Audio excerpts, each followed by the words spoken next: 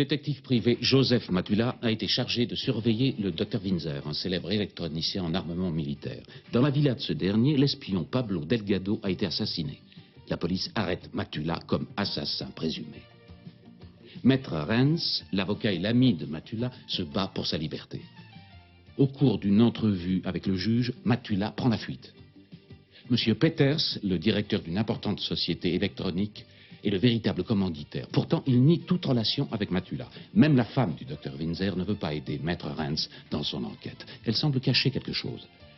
Matula part en Bretagne interroger le docteur Windsor. Mais, stupeur, le docteur est en compagnie du procureur. Matula doit s'enfuir à nouveau.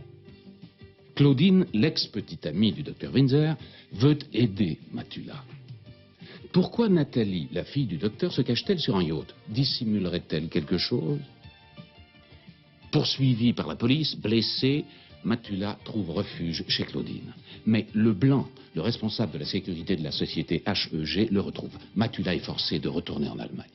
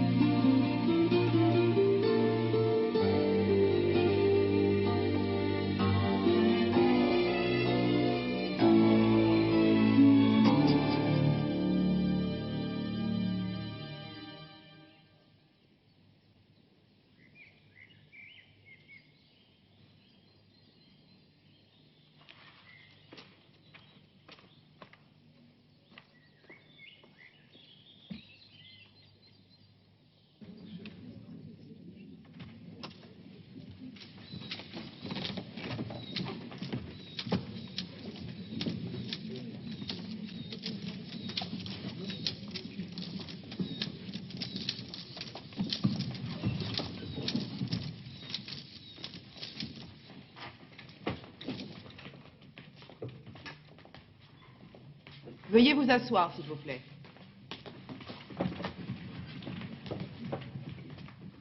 L'audience est ouverte.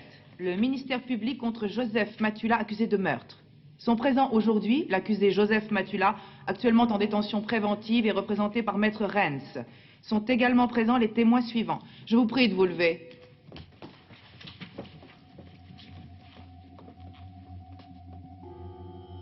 Madame Helga Windsor. Oui. Monsieur Ottokar Peters. Oui. Monsieur Otto Sommer. Oui. Monsieur Fuchs. Présent. Monsieur Brandt. Présent. Monsieur le commissaire Urban. Oui. Je dois vous avertir que, suivant la Est-ce loi... que monsieur Windsor et mademoiselle Nathalie Windsor seront présents? Ils se sont tous les deux excusés par écrit. Leurs 2 lettres sont inscrites au dossier. Monsieur Windsor ne peut pas abandonner ses recherches et Nathalie Windsor est malade. Je trouve ceci regrettable. Leur témoignage, surtout celui de monsieur Windsor, serait indispensable. Monsieur Windsor n'était même pas en Allemagne au moment du meurtre. Il ne connaissait pas encore l'accusé. Ah oui, mais cet assassinat a été commis dans sa maison. On a essayé de subtiliser le fruit de son travail. Vous savez, maître, que nous ne pouvons pas obliger monsieur Windsor à apporter son témoignage. Je vous assure que sa comparution est nécessaire. Écoutez, maître Renz, si nous ajournons encore ce procès, cela ne peut être qu'au détriment de votre client. Nous ne connaissons pas les libertés de monsieur Windsor. Et je ne vais pas vous apprendre, cher maître, qu'il n'est pas envisageable d'accorder la liberté provisoire à monsieur Matula. Je vous demande de bien vouloir dire toute la vérité. Nous vous demandons, lors de certaines de vos déclarations, de prêter serment. Les parjures sont considérés comme des délits. Mais les faux témoignages volontaires ou involontaires sont aussi passibles d'une sanction pénale très grave. Les témoins attendront dans l'antichambre qu'on les appelle. Monsieur Joseph Matula, restez assis, je vous prie. Vous vous appelez Joseph Matula. Vous êtes né le 18 mai 1949, catholique, célibataire, domicilié à Francfort, Goetheweg 14. Oui. Vous êtes de nationalité allemande. Vous avez exercé le métier de policier jusqu'en 1981. Vous avez été suspendu de vos fonctions. C'est moi qui ai décidé de quitter la police. Vous avez été condamné pour corruption de fonctionnaire à une peine de prison de 6 mois avec sursis. Exact. Depuis l'arrêté de ce jugement, je constate que vous n'avez pas eu d'autres condamnations. Exact.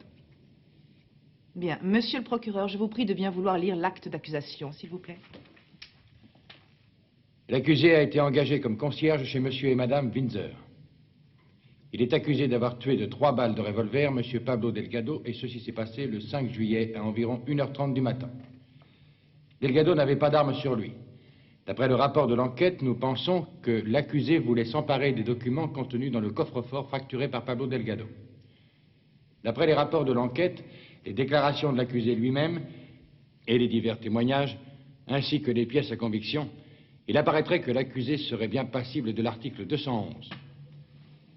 Monsieur Matula, vous avez entendu l'acte d'accusation lu par le procureur. Je dois vous rappeler que vous avez le droit de faire des déclarations concernant cette affaire ou de garder le silence. Voulez-vous dire quelque chose? Non, pas de déclaration. Bien. Nous allons procéder à l'audition des témoins. Faites entrer, Madame Windsor.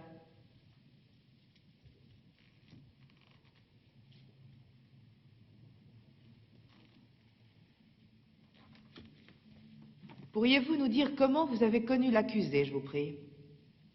Comment je l'ai connu? Mais je le connais à peine. Pourquoi l'avez-vous engagé? Oui, notre ancien gardien venait de démissionner, alors j'en ai cherché un nouveau. J'avais fait part de cette recherche à mon entourage et monsieur Matula est venu se présenter. Je l'ai trouvé sympathique et il semblait digne de confiance, alors j'ai décidé de l'engager.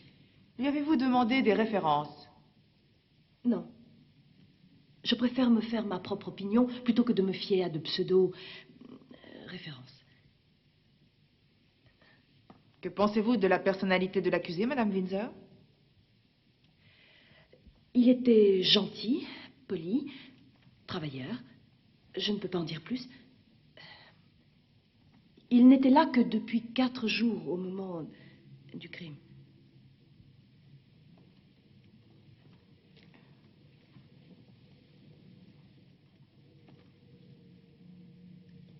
L'accusé vous a-t-il dit comment il avait appris que la place était libre? Je ne m'en souviens pas.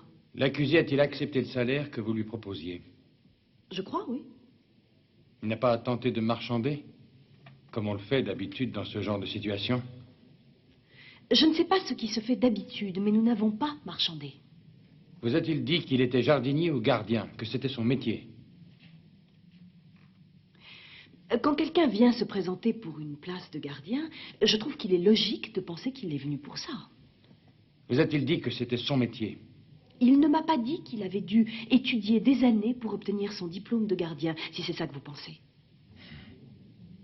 Il vous plaisait visiblement et c'est ce qui vous a décidé. Je vous l'ai déjà dit. Est-ce que vous l'avez revu après que le meurtre ait été commis? Oui. Et pour quelle raison? Il voulait que je l'aide à trouver une explication à cet assassinat. Vous ne pensiez pas que c'était absurde?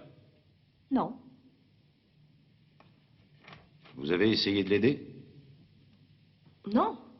Et auriez-vous pu lui apporter une aide? Non. Maître Renz, je vous demande de respecter les règles du jeu. Vous poserez vos questions quand vous aurez la parole. Avez-vous encore des questions, monsieur le procureur? Non, merci. Alors la parole est à la défense, Maître Renz. Pas de questions pour le moment. Vous en aurez plus tard. Très probablement. Bien, je vous prie de bien vouloir retourner à votre place. Le témoin Sommer, s'il vous plaît. Monsieur Sommer, vous étiez le gardien avant monsieur Matula. Vous avez occupé ce poste chez les Windsor pendant combien de temps? 10 ans. Vous avez été licencié ou vous avez démissionné? Je suis parti. Pourquoi? Où travaillez-vous maintenant? Chez M. Peters. Chez le témoin Ottokar Peters, le directeur de cette importante société électronique. Oui. Comment l'avez-vous connu? Il venait souvent chez M. Windsor. C'est lui qui vous a proposé ce nouvel emploi chez lui? Oui. Votre salaire était-il plus important que précédemment? Oui. Vous a-t-il expliqué pourquoi il voulait particulièrement vous engager? Non. Pourrais-je voir les photos du corps de Delgado, s'il vous plaît? Je vous en prie. Je vous prie de bien vouloir regarder ces photos. Connaissez-vous cet homme?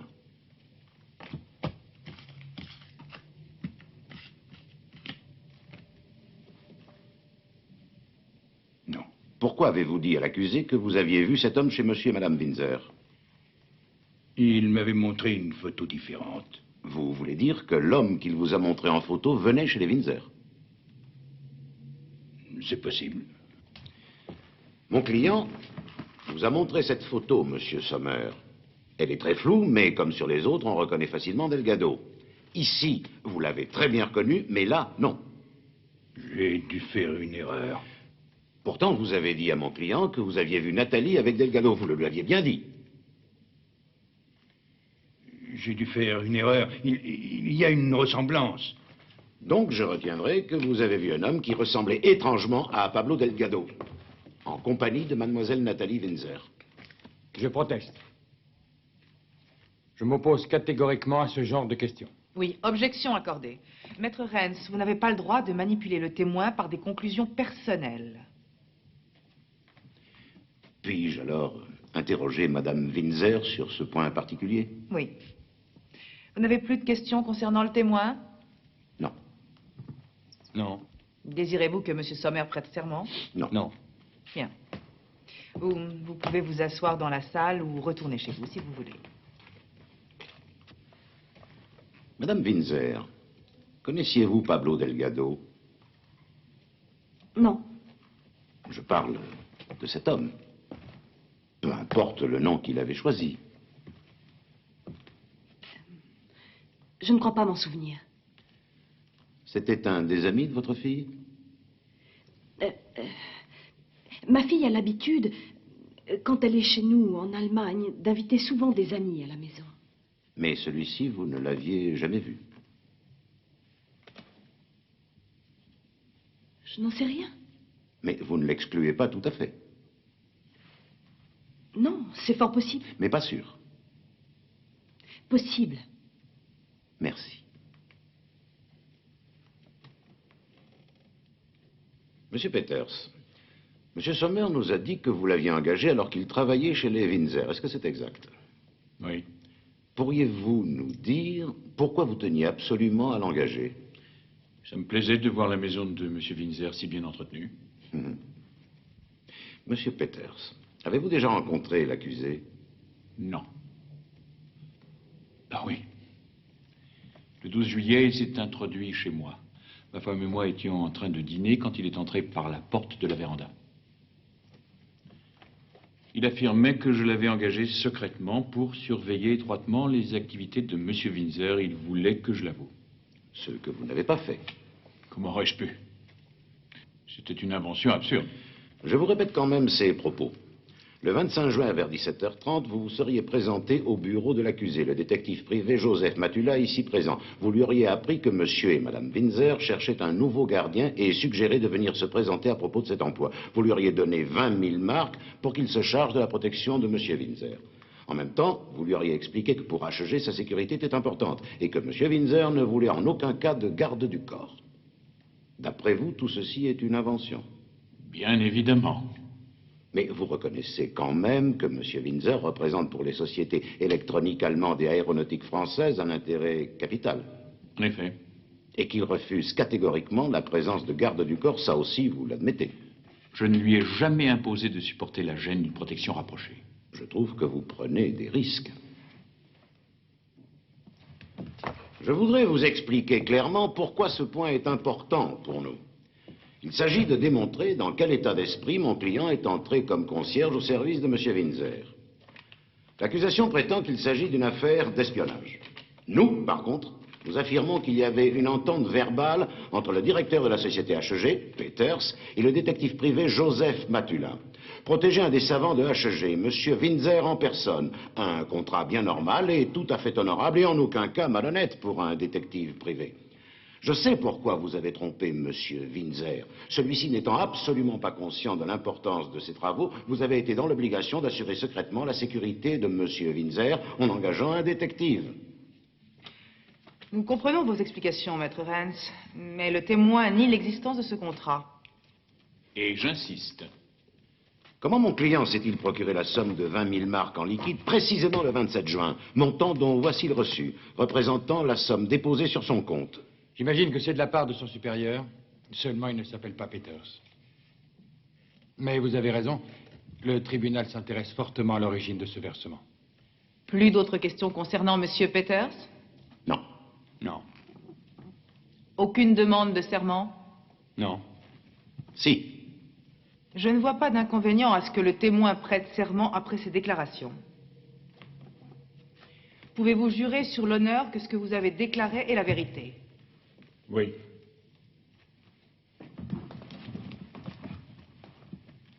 Alors levez la main droite et répétez après moi. Je le jure. Je le jure. Que Dieu me soit témoin. Que Dieu me soit témoin. Le témoin peut-il se retirer? Vous pouvez partir ou bien rester dans la salle d'audience. Nous allons suspendre les débats pour le déjeuner. Nous reprendrons à 13h30.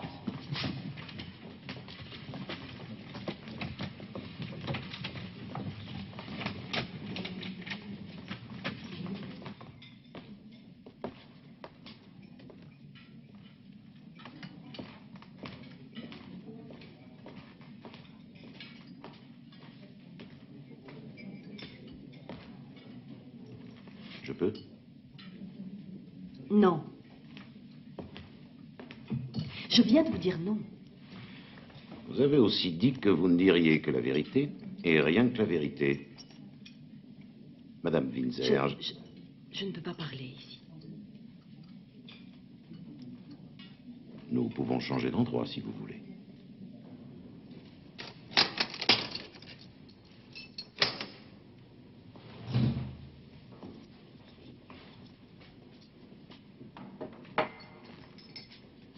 Je voudrais une bière et un double schnapps. Ouais, moi aussi.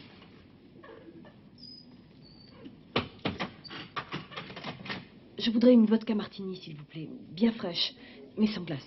Mais bien sûr, madame. Et moi, un verre d'eau. Qu'est-ce que vous cachez que vous n'avouez ni à moi ni à vous?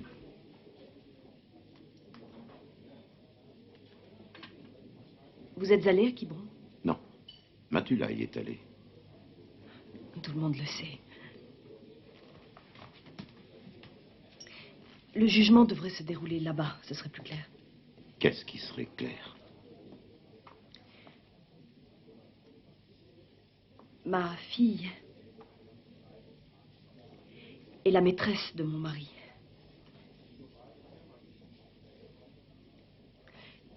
Tout le monde le sait. Je leur ai rendu visite par surprise un jour. C'était grotesque de voir toute leur cachotterie. Tous les gens sont persuadés que c'est sa fille. Ils croient tous que c'est un inceste. Ce qui pimente davantage cette histoire pour les commères.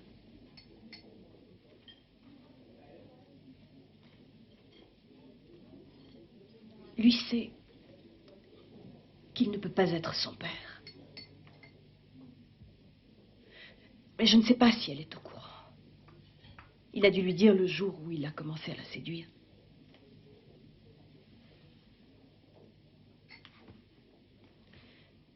Non, il n'avait pas besoin de la séduire. Elle était folle de lui depuis l'âge de 8 ans. Et qui est son père? Ceci n'a aucun rapport avec l'affaire qui vous concerne, à savoir la libération de votre ami qui est accusé. Bien. Nous ne parlerons donc maintenant que de ce qui est intéressant pour mon client et pour notre affaire. Connaissiez-vous Delgado? C'était le petit ami de Nathalie.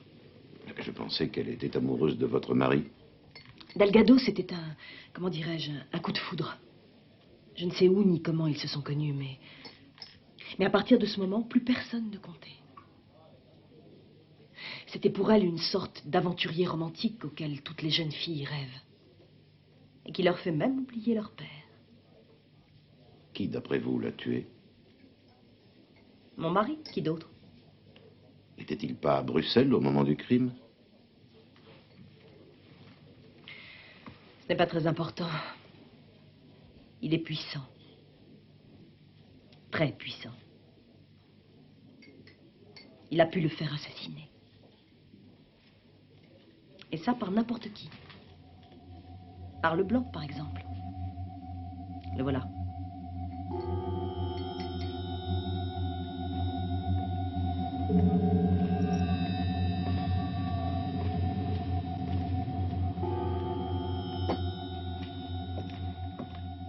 La nuit du meurtre, il n'est pas resté à Bruxelles. Et vous le savez, ou alors vous vous en doutez. Il a passé la frontière allemande pour se rendre à Francfort. N'a-t-il pas une voiture très rapide? Non. Si.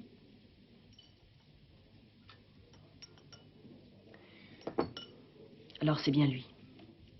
Les 3 coups de feu ont été tirés d'une distance d'environ 3 ou 4 mètres. Une balle dans le cœur, une autre a perforé un des 2 poumons et une dans le cou. Toutes les 3 étaient mortelles. L'heure de la mort de la victime se situe entre 1h30 et 2h du matin. Vous ne pouvez pas être plus précis? Non, ce n'est pas possible. Quand vous avez vu l'accusé, se conduisait-il bizarrement? Donnait-il l'impression d'un homme qui a bu ou qui aurait été sous l'emprise d'un médicament? Les hommes qui sont sous, je les connais. Mais vous avez raison, au début, j'ai pensé qu'il avait fumé. De la drogue, de la marijuana ou du hashish. Ça, c'était votre première impression? Oui. Savez-vous s'il y avait vraiment une cabine téléphonique là où il voulait aller? Oui, à 2 rues plus loin. Merci. Je n'ai plus de questions.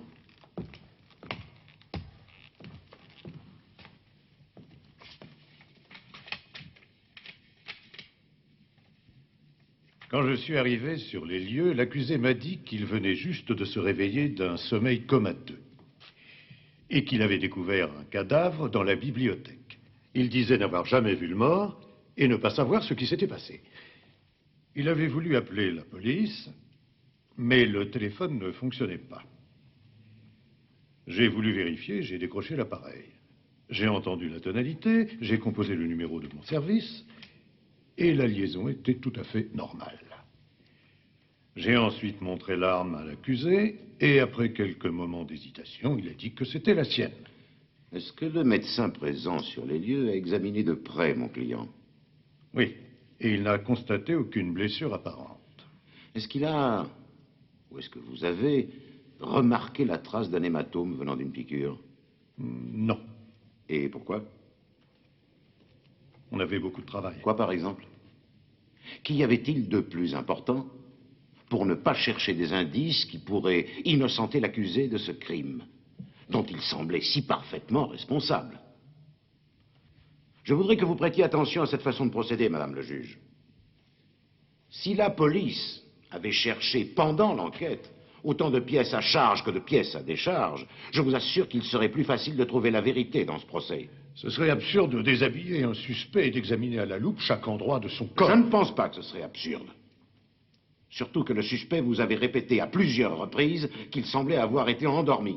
Je n'avais pas de raison spéciale pour le croire. Monsieur le commissaire, voici le point important.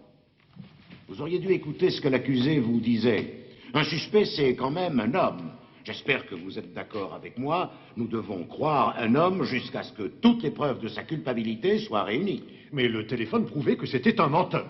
Mon client a dit que le téléphone ne marchait pas quand il a décroché. Et vous, quand vous avez essayé 20 minutes plus tard, il fonctionnait. Mais je ne vois pas pourquoi vous dites que l'accusé vous a menti. Avez-vous examiné l'ensemble du système téléphonique de la villa? Mais oui, bien évidemment. Il y a 3 combinés différents. Quand un des 3 est décroché, les autres n'ont pas de tonalité. Mais qui aurait pu le décrocher? Mais si nous le savions, nous aurions progressé d'un très grand pas dans notre affaire. À part Matula et le cadavre, il n'y avait personne. Et comment pouvez-vous être si affirmatif? Comment savez-vous ce qui a pu se passer exactement dans la villa de Windsor avant que vous n'arriviez sur les lieux du meurtre? L'accusé lui-même n'a pas parlé d'une 3e personne. L'accusé était incapable de raisonner clairement. Il était dans l'impossibilité de formuler ses pensées quand il est venu chez moi une demi-heure plus tard. Il était sous l'emprise d'un anesthésiant très puissant. Vous ne vous en étiez pas rendu compte. Votre collègue de la brigade d'intervention est plus observateur. Évidemment, j'ai constaté que l'accusé avait des propos contradictoires. Je connais bien cette façon de réagir. Elle est même typique pour les assassins pris en flagrant délit. Personne ne peut garder à ce point-là son sang-froid quand on l'interroge près d'un cadavre. Vous auriez dû, au lieu d'en faire un cas d'espèce, chercher objectivement les preuves qui auraient pu innocenter mon client. Heureusement, je l'ai fait à votre place. J'ai prié M. Matula de se déshabiller et je n'ai pas eu besoin de beaucoup de temps pour trouver l'endroit où l'injection avait été faite. Le docteur Metzger, qui a examiné l'accusé par la suite, vous confirmera ce que je viens de dire. Mais j'ai aussi découvert autre chose. Quelque chose qui, encore une fois, a échappé à votre sens de l'observation si développé. L'accusé avait une de ses chaussettes à l'envers. Le dessin était tourné vers l'intérieur. Je vous demanderai d'ailleurs de m'entendre comme témoin à ce propos. On peut très bien mettre soi-même une chaussette à l'envers. Oui, on peut. Mais c'est plutôt rare. En tout cas, si vous l'aviez constaté, cela aurait été un nouveau point positif pour le disculper, au lieu d'être seulement un argument de la défense. L'accusé a très bien pu faire cette piqûre en arrivant chez son avocat pour avoir des preuves en sa faveur.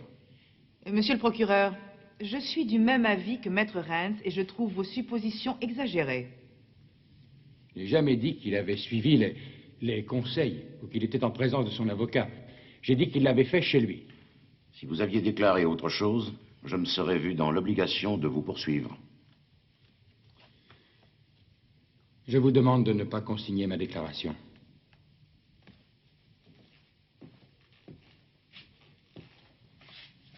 D'autres questions? Oui. Pourquoi n'avez-vous pas arrêté l'accusé sur les lieux du meurtre? J'ai laissé l'accusé en liberté car j'étais persuadé qu'il avait des complices. En tout cas, vraisemblablement un supérieur qu'il allait certainement essayer de contacter. J'ai préféré le filer. Et quelques minutes après son départ, il a eu une longue conversation téléphonique. Hélas, je ne sais pas avec qui. J'ai appelé mon supérieur. Vos suppositions sont exactes. Mon supérieur qui s'appelle Peters et qui soudain ne me connaissait plus. Monsieur Matula, vous n'avez pas la parole. Excusez-moi. J'en ai fait part immédiatement au procureur de la République et c'est lui qui nous a demandé de procéder à l'arrestation. Premièrement, les preuves me semblaient largement suffisantes pour le faire arrêter. Deuxièmement, nous savons bien que dans les affaires d'espionnage importantes, il arrive souvent qu'un des maillons de la chaîne, et c'est tout à fait l'idée que j'ai de l'accusé, soit en cas de réussite ou même en cas d'échec, purement et simplement liquidé. Ce que l'on appelait jadis détention préventive. Oui. Mais autrefois, on n'essayait pas de savoir si la personne à protéger était coupable ou non. Tout ça a bien changé de nos jours. Surtout quand on regarde l'épaisseur du dossier à charge. Le juge a été facilement convaincu. Oh, je vous en prie, monsieur, pas de rhétorique pour l'instant. D'autres questions concernant le témoin? Oui. Comme vous nous l'avez précisé, la police a été appelée à 4h48. Vous rappelez-vous les termes exacts de cet appel téléphonique? Oui. À 4h48, nous avons reçu un appel au poste central de la police. La voix était masculine. Cette voix nous a dit « J'habite près de la maison de monsieur et madame Windsor, au 25. Cette nuit, j'ai entendu des coups de feu. Je sais que cette maison appartient à un célèbre électronicien. Il a dû arriver quelque chose. Je pense que vous devriez aller jeter un coup d'œil. » On a voulu poser d'autres questions, mais il a raccroché. Savez-vous, monsieur le commissaire, ou vous, monsieur le procureur, puisque vous semblez réfléchir pour le commissaire, pourquoi cet appel téléphonique s'est produit à 4h48 du matin, alors que les coups de feu ont été tirés 3 heures plus tôt? J'y ai pensé, moi aussi. Et j'ai essayé de trouver une raison valable. Mieux, j'ai questionné tous les habitants des maisons voisines pour identifier mon correspondant. Mais en vain. Je suppose la chose suivante. L'appel est venu d'un des voisins, Il a dû entendre les détonations dans un demi-sommeil. Il était 1h30 du matin. Il a dû se rendormir avant de réagir. Et quand il s'est réveillé, il s'en est rappelé. Je pense qu'à ce moment-là, il devait ressentir un sentiment de culpabilité en appelant les policiers. Sentiment de culpabilité si fort, j'imagine, qu'il a préféré garder l'anonymat. Je voudrais donner une autre explication au tribunal. Elle sera peut-être plus directe et moins psychologique, mais certainement plus plausible.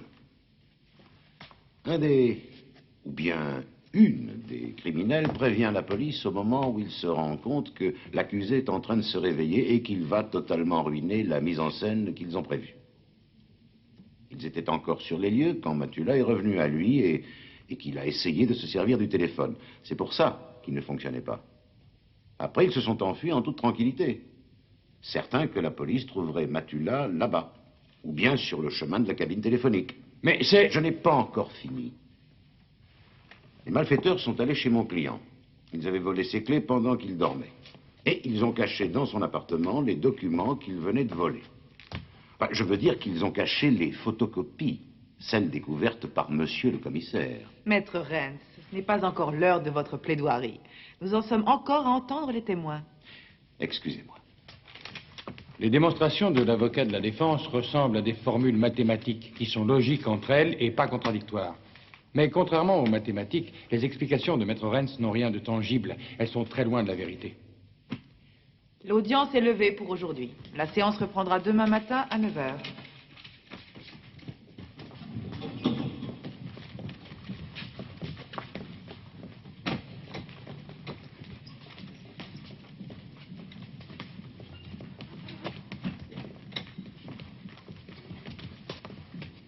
Il a réussi à te coincer encore une fois. Il rêvait de devenir un grand comédien, mais il a raté le concours d'entrée du conservatoire plusieurs fois. Quelles sont nos chances? Je ne sais pas encore. Nous jouerions aux échecs, je dirais qu'après un début de partie conventionnel, nous finissons le jeu presque à égalité. Dieter, ceci c'est pas un jeu pour moi. Joseph, dans la vie, il y a énormément de choses qui fonctionnent comme une partie d'échecs. D'accord. Qui va gagner? Le meilleur, comme d'habitude. Bien, vous voulez?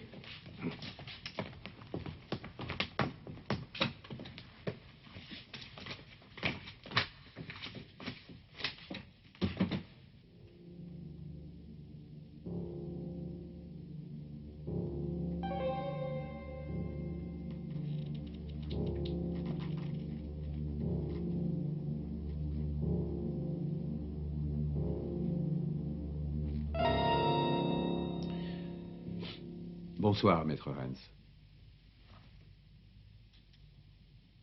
Bonsoir, Monsieur Leblanc. Exact. Madame Windsor a bien fait les présentations, même si j'étais derrière la baie vitrée. Je ne vous ai pas entendu sonner.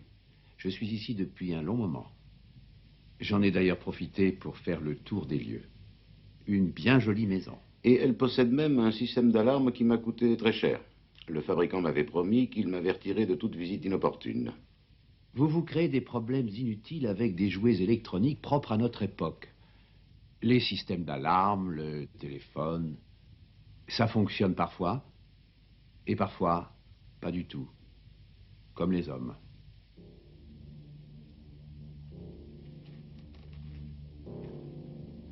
Comment allez-vous? Êtes-vous satisfait de votre journée? Pour quelqu'un qui n'avait pas d'atout dans son jeu, vous avez assez bien joué. Que voulez-vous au juste? Voulez-vous obtenir l'acquittement de M. Matula? Alors, dans ce cas, je peux sûrement vous être utile. Je n'ai pas à discuter avec vous. À la limite, avec M. Windsor. Oh, ce n'est pas très intelligent. Je veux vous proposer un accord. Naturellement, je ne vous l'offre pas par pure amitié, mais uniquement parce que j'y suis contraint. Si vous voulez, nous pouvons nous battre. Mais dans ce cas, la guerre sera totale.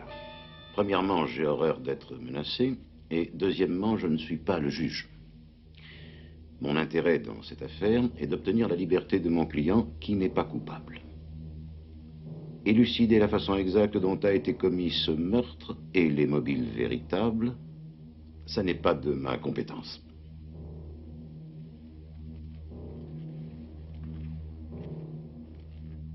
Et comment dit-on, le scandale, ce n'est pas votre travail? Non, ça non plus. Puis-je considérer cette réponse comme la fin de notre conversation? Je vous ai expliqué le but de mon travail. Pourquoi quelque chose aurait-il changé? Vous n'avez pas besoin de prévoir votre planning pour demain.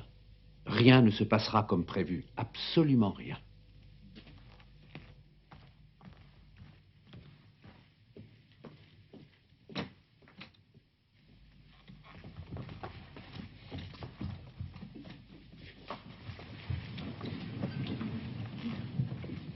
Nous reprenons le cours du procès. Je peux d'ores et déjà annoncer à la défense, ainsi qu'à l'accusation, qu'un témoignage important va être apporté. Je dois vous dire que j'ai été informé de ce fait par le procureur. Monsieur Windsor a pu se dégager de ses obligations et il peut se présenter à la barre. Le tribunal va donc pouvoir entendre le témoignage de monsieur Windsor en premier. J'étais le 4 juillet à une conférence à Bruxelles. Et le soir même, j'ai eu une longue conversation avec un des membres d'une société française à propos de certains problèmes. Je lui ai dit, sans y prendre garde, que les plans concernant ce nouveau procédé électronique se trouvaient en sûreté dans mon coffre à Francfort. Le responsable de la sécurité s'est inquiété de mes révélations et j'ai dû faire précipitamment un aller-retour chez moi. Comment? Avec quel moyen de transport? J'ai une voiture rapide. À Francfort, je me suis aperçu que je n'avais pas la clé de ma maison sur moi et comme ma femme était en voyage, nous sommes allés voir le concierge pour lui demander de nous ouvrir avec sa clé. Et quand nous l'avons trouvé, il était inconscient. Le responsable de la sécurité qui m'accompagnait a constaté immédiatement qu'il avait été endormi. J'ai alors pris son revolver qui était posé en évidence. Puis, toujours accompagné, je suis entré chez moi. Et nous avons trouvé... comment s'appelle-t-il déjà? Pablo Delgado. Merci. Nous l'avons surpris devant le coffre-fort avec les dossiers à la main. Mon collaborateur lui a ordonné de mettre ses mains sur le mur. Et il s'est retourné en un éclair et il a bondi sur lui rapidement. Delgado a eu le dessus et il a réussi à attraper le revolver qu'il tenait. Alors j'ai tiré 3 fois et il est mort sur le coup.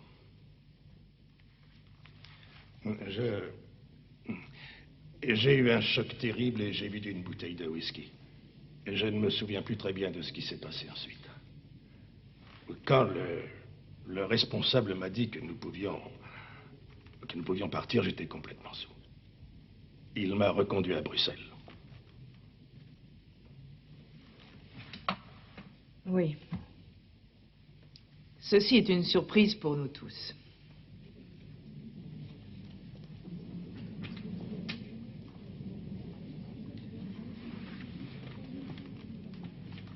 Je ne sais pas ce que vous en pensez, monsieur le procureur, maître Renz, mais je pense que nous pouvons suspendre l'audition des témoins à charge, si vous désirez faire votre plaidoirie.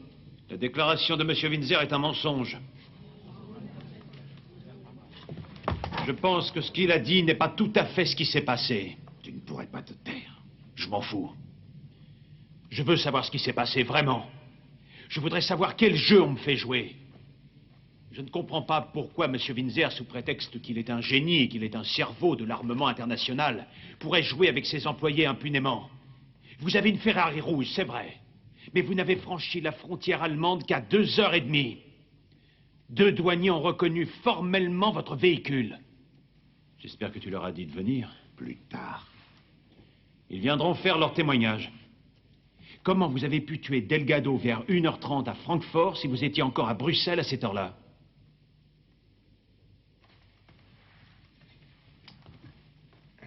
Je ne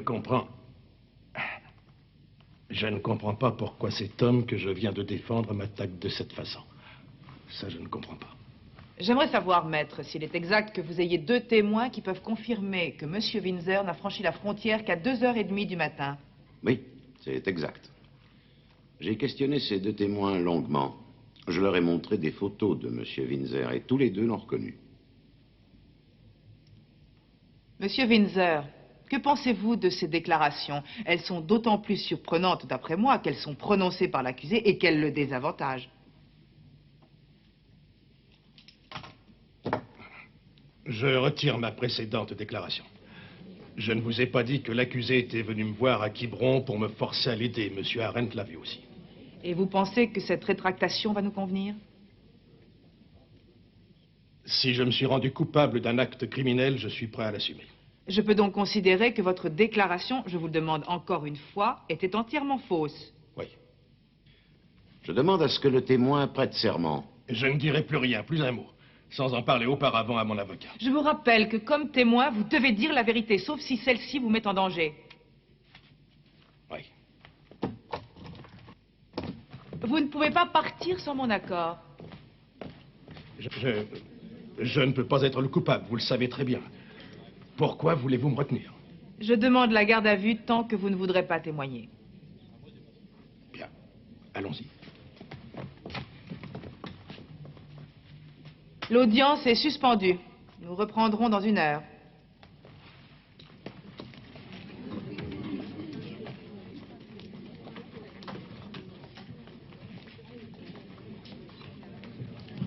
Monsieur le procureur, je dois absolument vous parler tout de suite. Je vous attends. Dieter, il y a Nathalie Windsor. Ah. Suis-la et observe ce qu'elle fait. Oblige-la à te parler. Oui.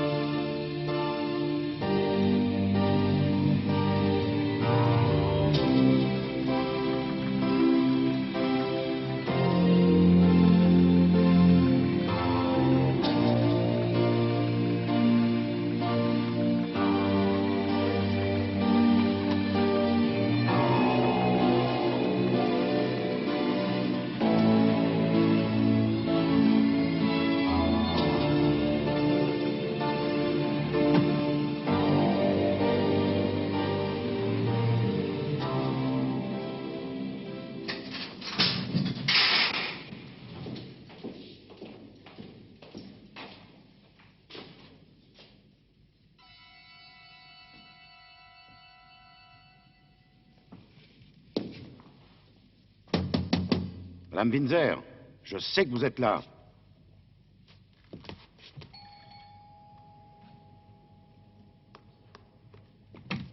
Qu'est-ce que vous voulez? Vous parlez. Mais nous avons déjà parlé. Je vous ai dit tout ce que je pouvais savoir. J'ai fait tout ce que je pouvais. Alors vous seriez gentil de me laisser tranquille maintenant. Bien, je vous laisse tranquille. Je ne suis pas venu pour vous voir. Je voudrais parler avec votre fille. Elle n'est pas là. Alors laissez-moi entrer.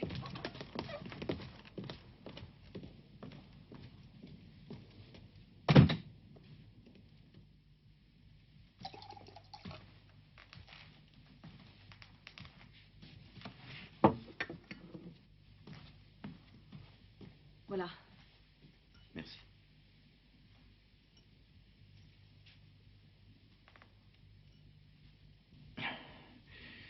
Comment Nathalie a-t-elle réagi pour son père? Pardon, je veux dire son amant. Restez ici! Je vous interdis de faire ce que vous voulez dans cette maison! Revenez ici immédiatement! Nathalie, je dois vous parler. Je suis l'avocat chargé de la défense de Monsieur Matula. Je m'appelle Rentz, et vous m'avez vu dans l'enceinte du tribunal. Sortez sur le champ de ma maison! Non, Madame Windsor. Je ne sortirai pas. Alors j'appelle la police. Ça m'évitera la peine de le faire moi-même le moment venu. Je vais faire en sorte que votre fille soit convoquée comme témoin au procès. Et s'il le faut, j'utiliserai les moyens prévus par la loi. Nathalie, vous avez entendu ce que je viens de dire? Laissez ma fille en dehors de ça. Je suis prête à répéter devant le tribunal ce que je vous ai dit au cours de notre conversation d'hier. Non, je dois d'abord parler à Nathalie.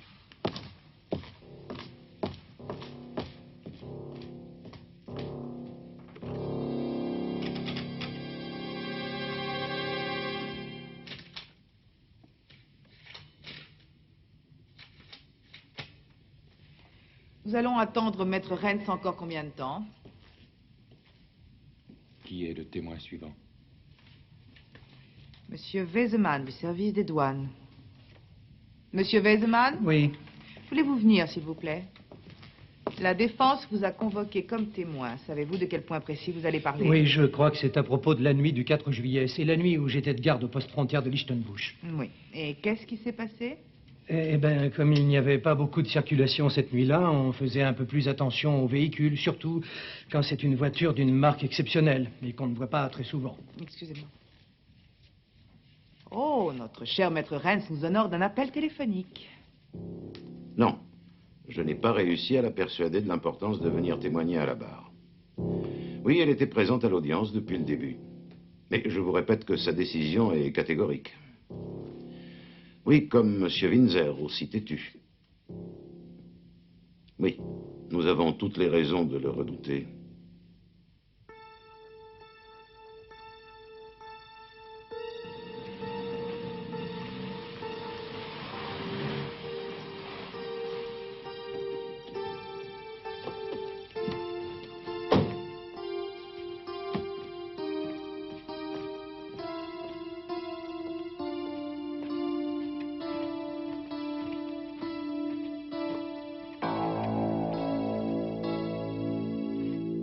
Je vous remercie, Madame la Présidente. Je vous serai obligé de demander à la police de bien vouloir se dépêcher. Je crois qu'il va se passer quelque chose. Merci. Vous connaissez ce monsieur? Où est-elle? Dans sa chambre.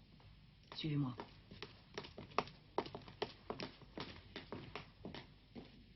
Ouvre, Nathalie.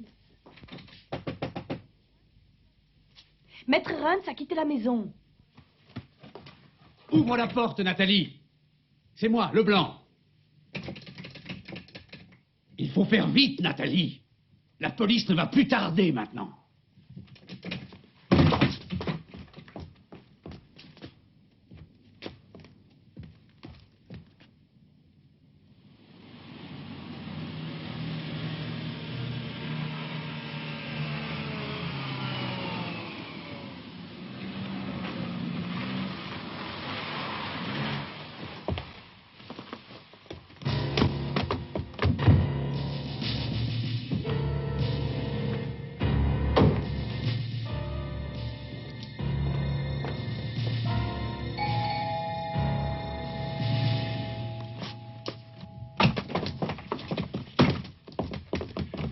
Vite! Il s'enfuit par le jardin. Qui? Mais ne discutez pas, rattrapez-les. Qui êtes-vous? Écoutez, arrêtez de parler. L'homme que vous êtes censé arrêter est en train de s'enfuir. Nous sommes venus chercher une jeune femme appelée Nathalie Windsor pour l'emmener au tribunal. Où est-elle? Elle n'est plus ici. Mais par contre, l'homme qui est en train de... Nous avons reçu l'ordre de fouiller la maison et de ramener la personne.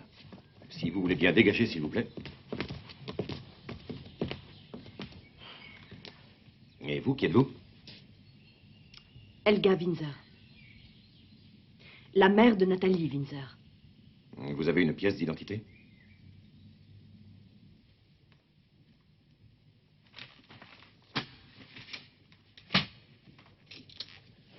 D'abord, je voudrais remercier Madame la Présidente d'avoir accepté immédiatement ma proposition. Nathalie Windsor sera effectivement un des témoins de ce procès. Bien que quelqu'un ait tenté d'empêcher ce témoignage.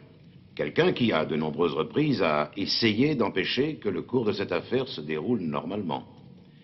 Ce mystérieux inconnu s'appelle Leblanc. C'est le responsable de la sécurité de la Société aéronautique française. Il est rapide, mais je crois qu'aujourd'hui, ses expériences ne seront pas satisfaisantes. Maître, ne pourriez-vous pas vous exprimer clairement? Très clairement. Leblanc m'a assommé en me frappant violemment derrière la tête. Quant au policier venu pour Nathalie Windsor, et surtout pas pour mon agresseur, Ils ont fait remarquablement et scrupuleusement ce que leur supérieur leur avait commandé. Et Nathalie Windsor?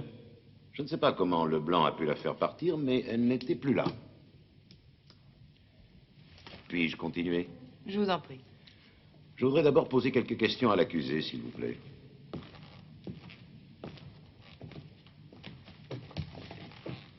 Pourquoi vous êtes-vous enfui au cours de votre détention préventive? Je voulais résoudre seul cette affaire. Vous avez donc décidé de vous rendre en France pour retrouver la trace de M. Windsor. Pourquoi? J'étais persuadé qu'il jouait un rôle clé dans cette affaire. Vous avez donc été le trouver. Que vous a-t-il dit? Il était distant, très distant. Il m'a dit qu'il n'avait jamais été en Allemagne et qu'il n'avait rien à voir là-dedans. Monsieur le procureur était avec lui et tous les deux semblaient d'accord. Je vous prierai, monsieur Matula, de ne pas interpréter mes pensées d'une façon qui vous arrange. Bien, reprenons. M. Windsor a nié absolument, en présence de monsieur le procureur, avoir été en Allemagne pendant la nuit du meurtre. Pas vraiment. Il a évité de répondre. Vous lui avez demandé également où vous pourriez trouver sa fille, Nathalie. Oui. Pourquoi? Parce que M. Sommer, l'ancien concierge, m'avait dit qu'elle connaissait la victime. Nous avons entendu le témoin Sommer, et il nous a dit le contraire. Qu'a répondu M. Windsor quand vous lui avez posé cette question? Il ne savait pas où était sa fille. Alors, pouvez-vous nous dire ce que vous avez découvert par la suite? J'ai suivi M. Windsor. Il est monté à bord d'un bateau qui était dans le port de plaisance de Quiberon. Il est resté 2 heures à bord. Quand il est parti, je suis allé sur le yacht. Et il y avait Nathalie Windsor. Et dans quel état d'esprit l'avez-vous trouvée? Elle était comme hystérique. Elle a hurlé comme une folle et elle m'a menacé avec un pistolet lance-fusée. J'ai voulu essayer de la calmer, mais elle ne m'écoutait pas. Elle m'a tiré dessus. Mais elle a raté son coup. Et j'ai plongé dans l'eau. Avez-vous l'impression qu'elle se cachait à bord de ce bateau? Oui. Ou plutôt, que quelqu'un essayait de la cacher. Et qui? Monsieur Windsor. Avez-vous une explication à cet état d'hystérie et de panique? Elle avait peur. Peur? De quoi? Je ne sais pas. Moi, je le sais. Il est normal qu'une jeune fille de 18 ans ait peur d'un inconnu qui monte sur le bateau sur lequel elle se trouve. Nous n'avons pas besoin de chercher des explications bizarres. Elle a eu peur de vous, monsieur. Je le comprends très bien.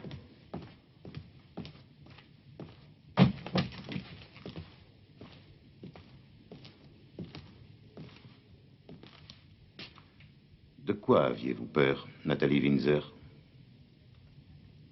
Vous êtes Nathalie Windsor?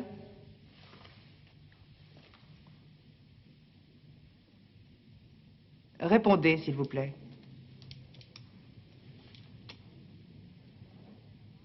Bien, alors avancez à la barre et donnez-nous des explications. S'il vous plaît. Non. Laissez-moi parler pour elle. Ça ne durera pas longtemps. Nathalie m'interrompra si jamais je me trompe dans mon récit.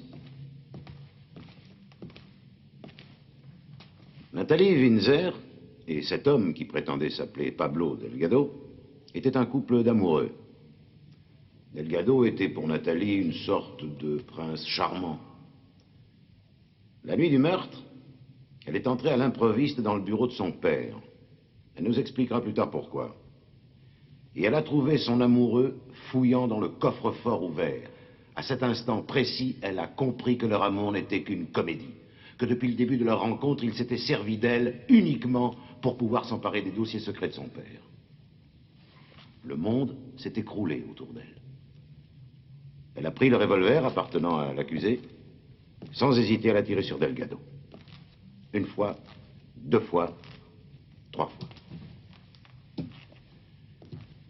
Quand elle a retrouvé ses esprits et qu'elle a compris ce qu'elle venait de faire, elle a téléphoné à son père à Bruxelles. Il a essayé de la calmer et il lui a dit de ne rien faire avant son arrivée. Et comme il possède une voiture rapide, 2h30 plus tard, il était à Francfort. Il s'était fait accompagner par Leblanc, le responsable de la sécurité de la société aéronautique française. Et c'est ce Leblanc, vraisemblablement, qui a eu l'idée de retourner cette situation à leur avantage. Matula, ayant été surpris chez lui dans son sommeil par Pablo Delgado, fut endormi au moyen d'une injection de somnifère. Delgado s'est ensuite saisi du revolver de Matula et l'a laissé traîner, et c'est ainsi que Nathalie, en le voyant par la suite, s'en est emparée et s'en est servi pour tirer sur son amant. Leblanc a tout maquillé par la suite, comme le commissaire Urban nous l'a décrit. Alors que M. Windsor, après avoir calmé Nathalie, décidait de repartir avec elle. Leblanc est resté dans la maison jusqu'à ce que Matula soit parti.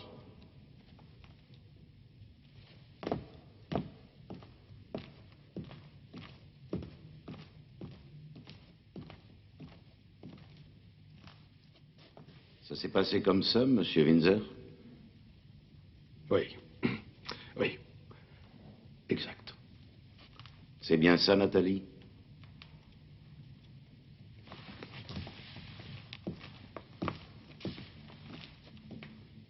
Je vous remercie.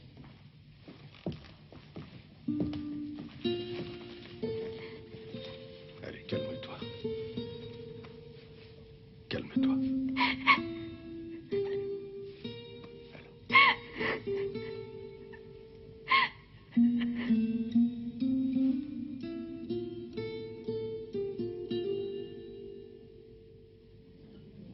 Il va en prendre pour combien? Très peu. Il va essayer de charger Leblanc au maximum, mais celui-ci va sûrement s'évanouir dans la nature. Qu'est-ce qui va se passer pour Nathalie? Elle sera certainement jugée pour crime passionnel. Heureusement, son geste n'a pas été prémédité. Bien au contraire. C'est une pauvre fille qui a cédé à la fureur de sa vengeance. Tu parles comme si tu allais la défendre. Est-ce que tu me le reprocherais? Non. Au contraire. C'est aussi une victime. Elle n'était pas obligée de venir. Personne ne l'a forcée à le faire, sinon c'est mort. Ah, ben, t'as l'air d'être en pleine forme. Oui, ça va à merveille. J'ai bien cru que je n'en verrais jamais les beautés de la vie. J'imagine que ça devait être très difficile. Mais même au moment le plus noir, je savais que Rennes allait m'en sortir.